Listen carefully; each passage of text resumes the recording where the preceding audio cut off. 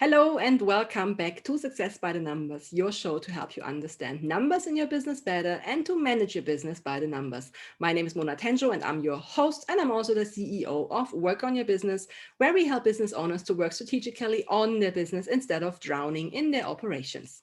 This week, we have an interview guest who's not talking so much about numbers, and that is on full purpose because I don't want to bore you with numbers all the time. However, I also do believe that business models are very important for designing your success.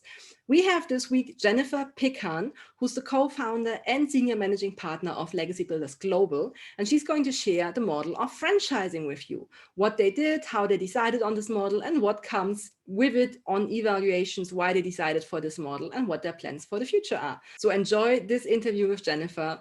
Let's welcome her. Welcome, Jennifer. It's so great to have you here today. Thanks a lot for making the time. And just for everybody who does not yet know you, even though I introduced you already, could you please just share a few words about who you are and what you do so that our listeners can have an idea of what you are about? Thank you very much, Mona. Thank you for having me. Of course, my name is Jennifer Pickhan. I'm the co-founder and senior managing partner of LegacyBuilders Global. This is our core business, what I do with my husband together. And we are helping investors and those who want to become an investor to build their investment portfolios and be financially free. And and this we do with different kind of investments. The core investments is real estate. So my background comes from real estate. This is the short version. No, I mean, it's really good because I think what is important for people to know is that you really have a solid background. So you are able to evaluate a building. So I mean, in German, the German word is Gutachter. I'm not really sure what the English word is, to be honest. But it's basically, Appraiser. I'm sorry? Appraiser. Exactly. So you know what a building is worth. That's right. That's right. So I studied business administration, and I always want to, since I was at school, I want to go in the real estate industry. Mm-hmm. And the more I learned, I realized, well, if you can purchase the real estate really on a low level, then you make the money. But who tells me when is the low level? So, and then I wanted to become an appraiser to evaluate the real estate. And this is how it all became like this. Wow. That's so interesting how things fall together, because my mom used to build houses. So I know a little bit of what you do, because she always had to go through the houses and say, fix that, because this is going to be complained about, and make this hole go away, and this has to be straight, and what about this here? So I can imagine, because I was sometimes, when they were doing these rounds, sometimes as a child, when my mom couldn't find a babysitter, then I had to basically be there. And then I was able to see what she was doing. I was like, interesting. I took Felix with me as well in the first weeks of when he was on Earth. And did the same. I could do as well the technical part, but my main background is the economic part. Yeah, that's great. That's great.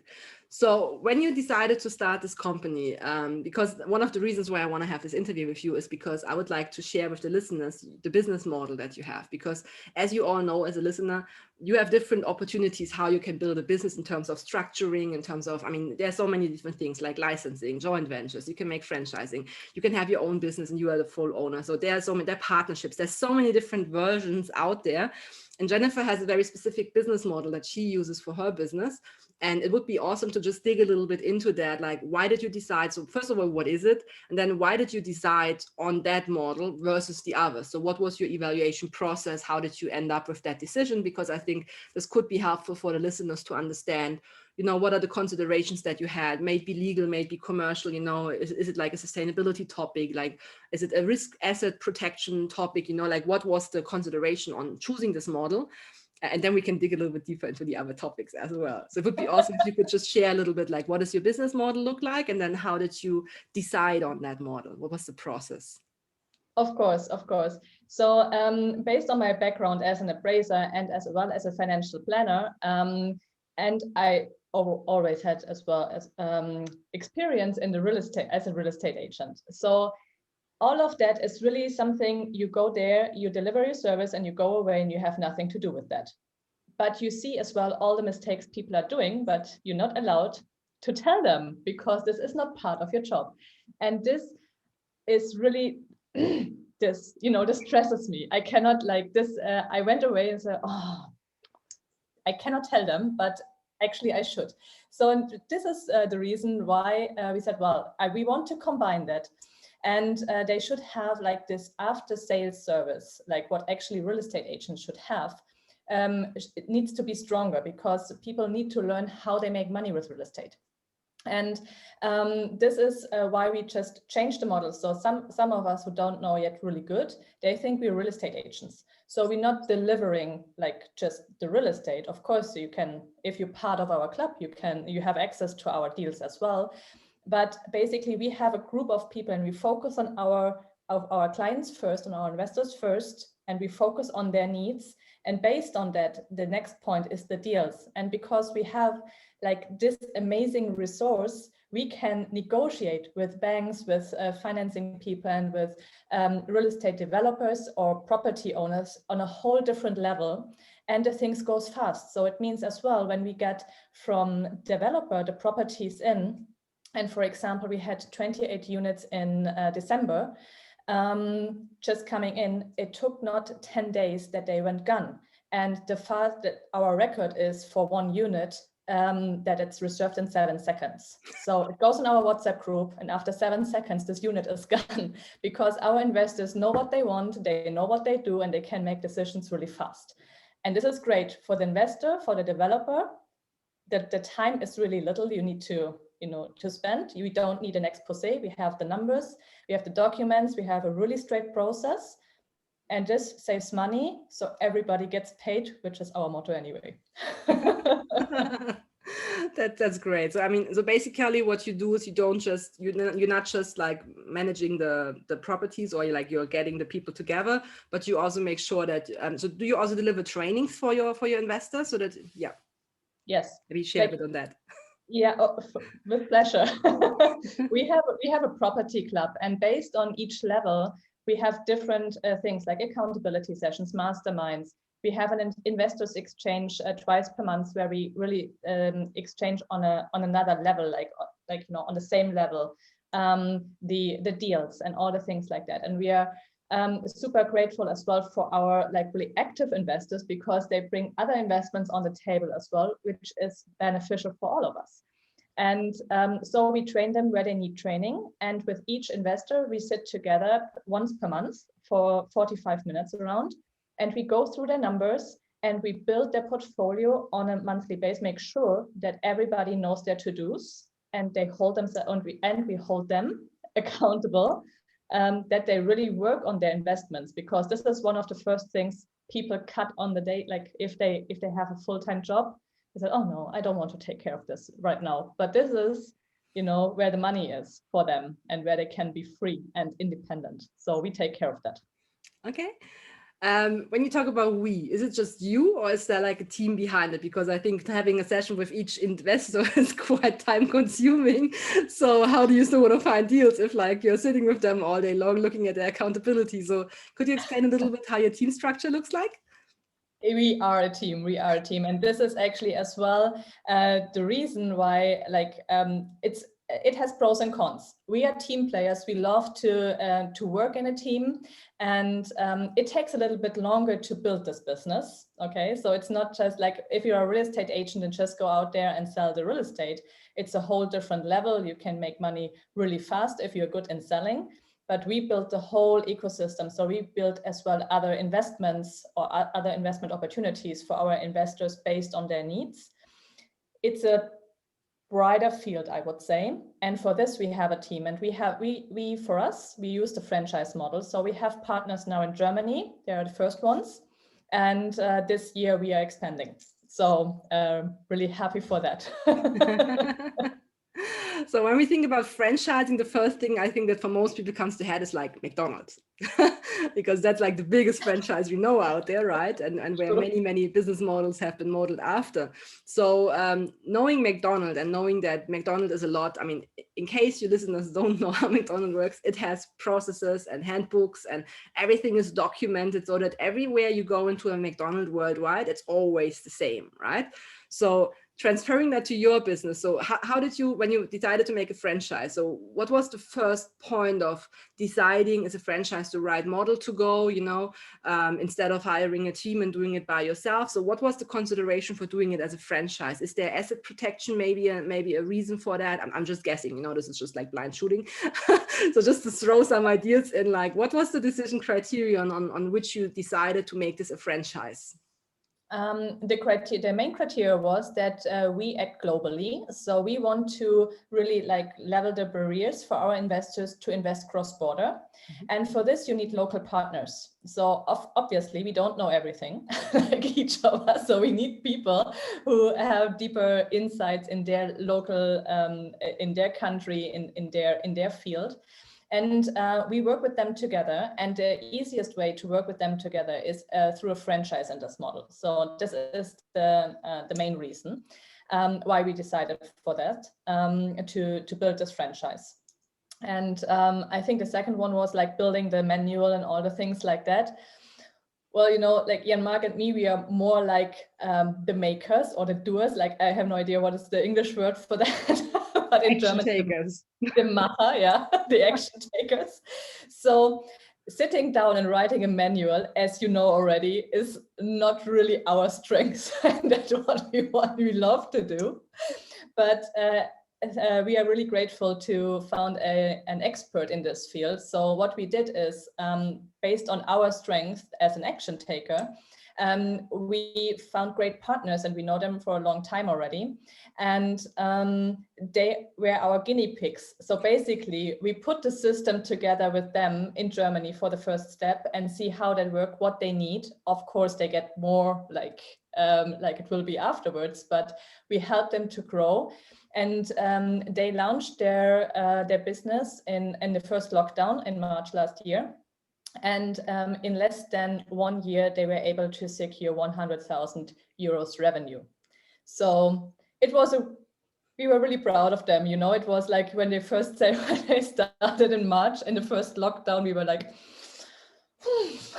we have no idea how this will work. But we were able, of course, as well with you, as you know, with your help, to remodel everything. And this made it happen, that they had a really good revenue in less than a year. And they were our guinea pigs, basically. So and now we are doing the manual and with an expert on our side. Yeah, and I think that's very natural. And I think this is something that people tend to, there are two types of people, as you know, the ones who over-engineer everything and the ones who are just doing it. The ones who are just doing it just need to do it then at a certain point in time to document it. And the ones who document, they have to start doing it, because no matter what you document, if it is not matching your reality, or if your reality changes, which happens very fast sometimes, you have to update everything again. So make sure that you do that practically and don't over-engineer like, hey, now we have it ready and now everything changes. So that's great. That is also a waste of time. So I think you have to be pragmatic to a certain point of time. When you pick partners, so you said already that you are going to go international, you already started that whole process. When you pick partners, what is important to you? Like, do you look at the person first? Do you look at their vision? Like, what is important to say, like, that's a good partner for us, that's somebody we want to have as a franchise partner? Well, first of all, even though it's really like everybody is saying this and maybe nobody wants to hear it anymore, but this is the core values, basically. So we are a really loyal person and transparent and committed. So if people want to be on our team, they need to be loyal, committed, and transparent. And this is the basic.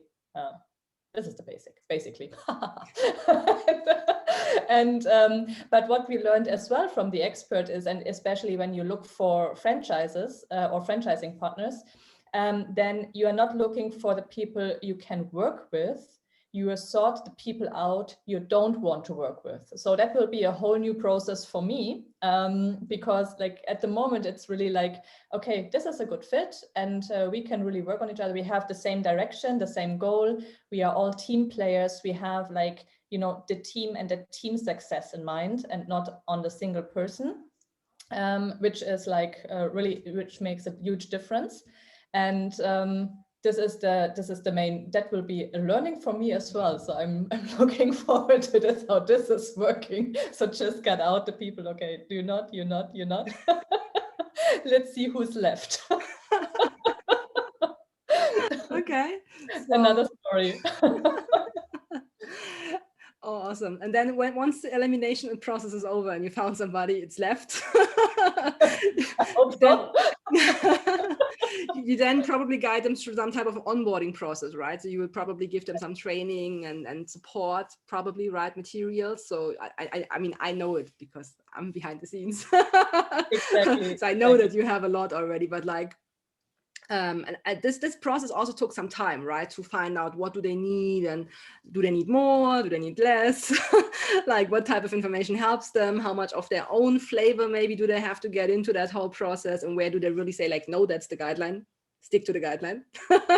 What was your experience on that? Like when you first of all shared that material with your team, like how was the reaction? Did everybody get it immediately? Were there discussions? Like, is it like a process in terms of like, follow the rules? Like this is what McDonald's actually does. McDonald's says, this is the rules, follow the rules. Don't you dare to stay outside the rules.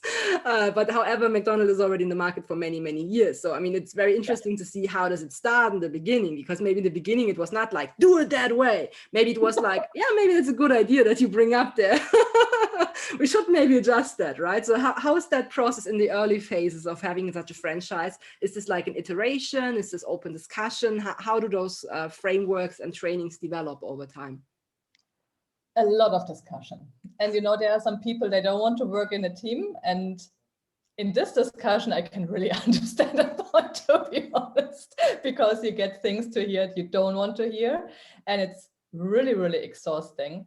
It's not like about the people, you know, we love each other and we are like a family, but having this discussion, and as well, like, as you know, I work with Jan Mark, like with my husband together. So there were a lot of fights, and this is like, it's all good for the business, all good for the growing. Basically, we saw, not only like if you start as a real estate agent, for example, and you start a new job as a self-employed person, you just have to learn how you sell this new business, like how you sell the properties in this case. Mm-hmm. If you start as a franchise partner, you are an intrapreneur, an entrepreneur, and a salesperson. So, you know, you have to bring all the different things together, and you have to follow a process which is maybe not naturally not